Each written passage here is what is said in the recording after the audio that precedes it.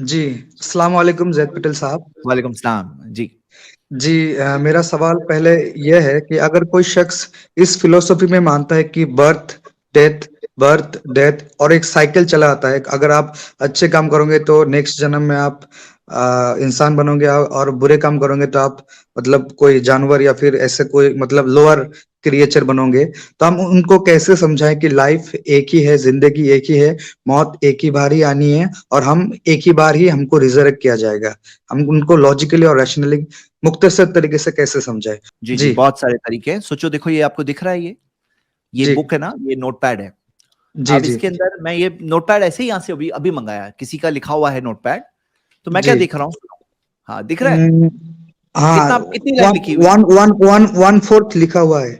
और बाकी देखो फिर नेक्स्ट पेज, ये पेज इतना ये इतना फुल लिखा हुआ है बस। ये नेक्स्ट पेज फुल लिखा हुआ है। हाँ, और ये पेज इसने खाली क्यों छोड़े मालूम है? नहीं, ये क्यों खाली छोड़े हैं? नेक्स्ट पेज क्यों लिया है इन्होंने मालूम है? नहीं मालूम। और मालूम है इसकी बैक साइड भी खाली छोड़े, ये वाली, ये भी खाली छोड़े। जी, अगर कोई क्यों मालूम पॉइंट है? याद आ जाए उसी टॉपिक नहीं, में ये आप सब लिख इसमें देखो सकते हैं। ये पेज खाली दिख रहा है मुझे, ये वाला बैक साइड खाली दिख रही है। जी, यहाँ पे देखो ये 3 लाइन खाली है, जी, पूरी बैक साइड खाली है। क्यों मालूम है? नहीं पता। मालूम है? उसकी वजह ये है ना, इनके पास नेक्स्ट पेज था इसलिए। नेक्स्ट पेज था, इसलिए इस्तेमाल नहीं किए। समझ जी, रहे हैं आप? इसमें आपके जी, सवाल का जवाब है। जिनको है ना, आपको कितने लोग ऐसे मिलेंगे, आप उनको बोलो भाई अच्छे काम करना चाहिए। बोले ये जीवन तो पूरा खराब हो गया, अब अगले हुँ, जीवन में अच्छा करूंगा। अगर उनको ये समझ में आ जाए ना कि यही जीवन है, तो क्या करेंगे? क्या करेंगे? बहुत अच्छा जवाब है जैद भाई, बहुत अच्छा जवाब, बारकल्लाह वो फीकुम। ऐसे खाली नहीं छोड़ेंगे। जी, जी, जी, जी। वो क्या करेंगे? उसी जीवन को अच्छे से इस्तेमाल कर लेंगे कि एक ही जीवन है मेरे पास, इसमें चांस है बहुत। हाँ, लेकिन एक बार गए ना तो जी, एग्जाम खत्म। जी। तो बहुत सारे तरीके हैं, इसमें से एक मिसाल मैंने आपको अभी बताई। हाँ जी, जी, जी जी, जी, जी। और मेरा सेकंड सवाल और बहुत ही अहम सवाल है।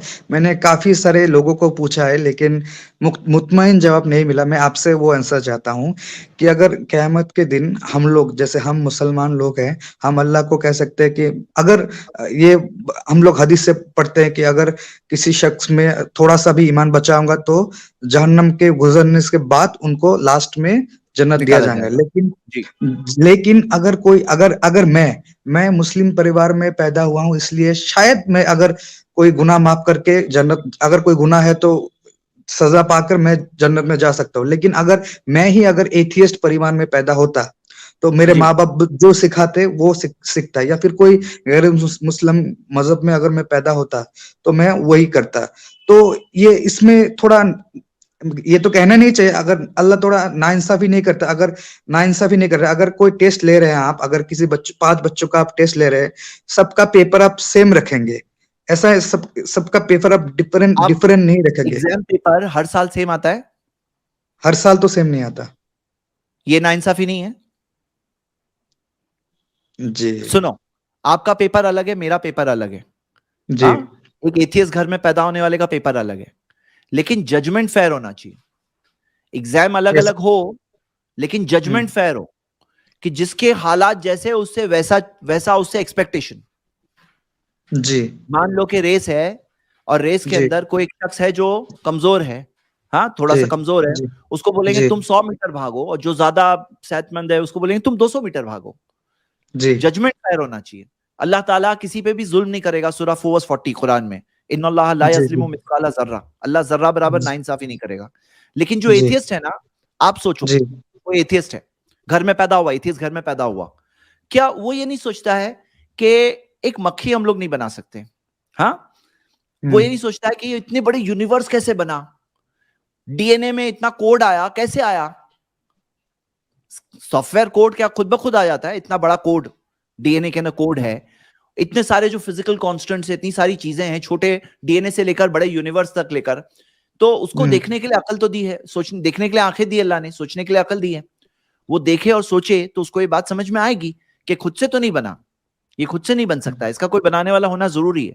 अगर कोड है जी। तो उसकी कोडिंग करने वाला जरूरी है, सिस्टम है तो सिस्टम बनाने वाला जरूरी है। ये सबके बावजूद अल्लाह ने कहा है कि इन्नल्लाह, कि अल्लाह ताला नहीं सजा देगा, वमा कुन्ना मुअद्दिबीना हत्ता नबअसा रसूला, कि हम अजाब जी। नहीं देंगे यहां तक आके रसूल ना भेज दिया जाए। कुरान की सूरतुल जी। इसरा सूरा 17 आयत नंबर 15। इसकी कमेंट्री आप जी। पढ़ेंगे तफसीर इब्न कसीर में तो मुस्नद अहमद की हदीस दी हुई है, जो मैं कई बार स्ट्रीम्स में रिपीट कर चुका हूं, आज फिर से रिपीट नहीं करता हूं, कि 4 किस्म के लोग अल्लाह ताला से ऐसे भी होंगे जो क़यामत के दिन कहेंगे कि अल्लाह, मैं, कोई कहेगा कि मैं बहरा था, इस्लाम आया लेकिन मुझे कुछ सुनाई नहीं दिया। कोई कहेगा अल्लाह, मैं थोड़ा सा मैं पागल था, इस्लाम आया जी। लेकिन मुझे कुछ समझ में नहीं आया, समझ में ही नहीं आया। एक शख्स था जो बहुत बूढ़ा था, इस्लाम आया लेकिन उसे बराबर से समझ में नहीं आया। और एक शख्स ऐसा होगा जो फतरे के दौर में पैदा हुआ, बिटवीन टू जी। प्रॉफिट्स, उसको इस्लाम का मैसेज मिला नहीं। तो अल्लाह उन पे भी जी। जुल्म नहीं करेगा, उनके साथ एक अलग मामला किया जाएगा। अब ये लोगों के पास भी आंखें थी, दुनिया में आंखें थी, देखने के लिए निशानियां थी, सोचने के लिए दिमाग था, लेकिन फिर भी अल्लाह ने एक रहम रखा है कि अल्लाह सजा नहीं देगा यहां तक के उन तक मैसेज ना पहुंचे। तो इसके ताल्लुक से बहुत सी आयतें हदीसें हैं। जी। जी। देखिए, जी। दुनिया में बहुत सारे लोग पढ़े लिखे होते हैं और उनके माँ बाप भी पढ़े लिखे होते हैं, जी। एजुकेटेड होते हैं, उनके बच्चे भी पढ़ लिख कर उसी लाइन में जाते हैं। कोई पुलिस में है, बच्चा जी। भी पुलिस बन जाता है, कोई डॉक्टर है, बच्चा भी डॉक्टर बन जाता है, कोई ज्यादा पढ़ा लिखा बच्चा। तो अब जी। क्या, बहुत सारे लोग जो गरीब माँ बाप के घर पैदा होते हैं, जाहिल जो पढ़े लिखे नहीं उनके घर पैदा जी। होते जी। जी। जी। हैं, क्या उन्हें पढ़ने का हक नहीं है? उनको नहीं पढ़ना चाहिए? पढ़ना तो अगर वो चाहिए। पढ़ेंगे, उनको, उनके लिए पढ़ाई की बात करना जुल्म है उन पर? नहीं। उनके लिए स्कूल खोलना, तालीम दिलाने की बात करना, आगे बढ़ाना, क्या ये जुल्म है उन पर? नहीं। ये अच्छी बात है उनके लिए? तो ऐसे अगर कोई मुसलमान के घर पैदा हुआ है और माँ बाप से विरासत में तौहीद की दौलत मिल रही है, इस्लाम मिल रहा है, और एक आदमी जो मुसलमान के घर नहीं पैदा हुआ है, उसके लिए भी कोशिश कर रहे हैं, मुसलमान ही कोशिश कर रहे हैं कि तुम्हारे पास जी, भी इस्लाम आ दावत। जाए, तुम्हारे पास भी दावत पहुंच जाए, तो इसमें कौन सा जी। बुरा है? कौन सी नाइंसाफी है? हम दीगर जी। मामलात जी। में जुल्म की बात नहीं करते, तो यहाँ जुल्म की बात क्यों करते? अगर जी। जी। तालीम, मैं- अगर जाहिल के यहाँ बच्चे पैदा होते हैं और हम कहते हैं जाहिल के घर जाहिल बच्चे पैदा होते हैं, तो भी हम दर्द रखते हैं कि नहीं, उसके लिए अलग से स्कूल बनाए जाए, उनके उनके उनके जी, ये तो 100% सही बहुत है। अच्छी मिसाल है जी। ऐसे हम भी तो करते हैं ना, कि जो गरीब, जो गैर मुस्लिम घराने हैं, उन तक दावत पहुंचाई जाए, उनको फ्री में पॉम्फलेट बांटे जाए, बहुत सारी चीज हम भी करते हैं।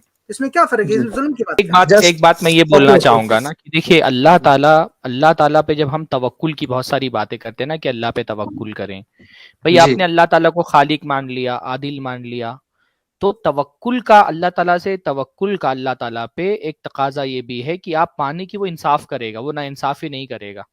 अल्लाह ताला पे तवक्कुल का तकाजा ये है कि आप, मैं देखिए हमारे यहाँ होता है ना कि बहुत सारे मामलात में, हमारे मुल्क में जब अदालतों के फैसले आते हैं तो हमारे यहाँ लोग बोलते हैं भाई हमको सुप्रीम कोर्ट पे यकीन है कि वो नाइंसाफी नहीं करेगी। क्यों भाई, सुप्रीम कोर्ट क्या खुदा है? नहीं ना।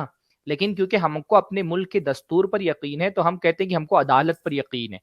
हो सकता है कि अदालत की सारी कार्रवाई हमारे समझ में नहीं आए, हो सकता है हिंदुस्तान का दस्तूर पढ़ करके मैं डिफाइन करने की सलाहियत नहीं रखता हूं, फिर भी मैं कहता हूं कि अदालत है हिंदुस्तान की और हमको उनसे उम्मीद है कि वो नाइंसाफी नहीं करेंगे। क्यों? क्योंकि हमको अदालत पर यकीन है।